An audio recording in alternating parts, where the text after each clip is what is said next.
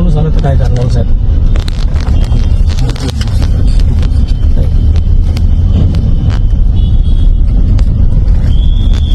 या पोर्शनला जास्त आहे का? खूप आहे, ते तो खूप आहे. त्या पोर्शन मध्ये इतकं भयानक परिस्थिती आहे ना, विचारायची सोय नाही. आणि हे मी रोज अनुभवतो. म्हणजे नागरिक कशा पद्धतीने तिथं, लेडीज तर काय प्रॉब्लेम होत असेल लेडीजचा विचार करा. भयानक सिच्युएशन. आता हा होणार, हा कन्वर्ट झाला ना की मग होईल क्लिअर. हा कन्वर्ट झाला मग काय विषय नाही.